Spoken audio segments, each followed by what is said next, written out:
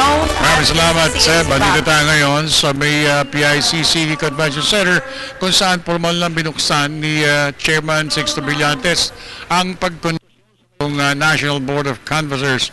Kumpleto sila. Lahat ng mga commissioners, pinangunahan ni Chairman Sixto Brillantes, ni Commissioner Elias Yusof, Commissioners Lucinito Tagle, Commissioner Grace Padaka, Commissioner Lim at saka yung dalawang bagong commissioners para makumpleto na ang nasabing National Board of Canvassers. Mamaya-maya po lamang ay makikita na po natin, magsisimula na rin po ang gagawin po ng nasabing board upang masimulan na rin ang pagkalap ng mga returns mula naman sa iba't ibang probinsya at masimulan na rin ang nasabing pagbibilang.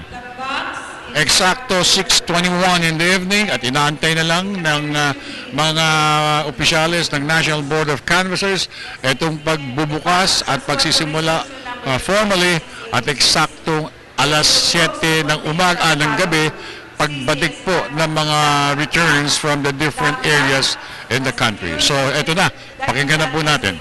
Installed the power cable of the laptop, electrical adapter of the laptop, SIM card, the 3 USB security tokens with label USB modem number 2, the 3 envelopes with label each containing 1 username and 2 passwords, 1 username each to 3 NBOC members, 2 passwords each for 2 NBOC members, and 1 password to enter the system, 1 to validate security token. Number 3, the extension cord. Number 4, the printer box. Printer, which is an HP LaserJet P1006. Toner and stored power cable of the printer. Universal serial bus or USB cable to connect the laptop and the printer, the memory card reader, CD, and bond paper.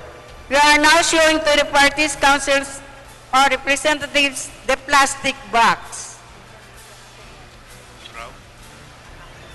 Tapos pakita mo gano'n. Hindi na. And then ikot mo. Turn it around. Can we request the lawyers So please, to inspect? please come over and view the CCS box.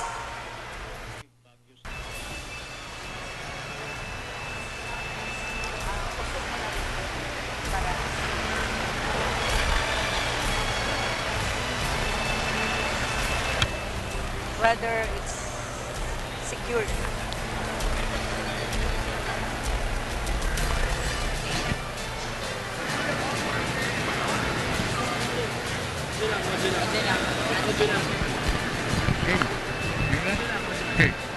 So ayan mga kaibigan, Seb, ito nga atin nakikita ngayon sa ating harapan ay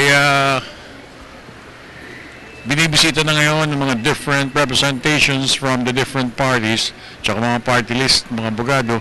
Ito nga ipinapakita ng Board of Canvassers, National Board of Canvassers, mga balota to, tsaka lineup ng mga dapat asahan para naman sa paglalagay ng mga returns later on na papasok dito sa Board of Canvassers.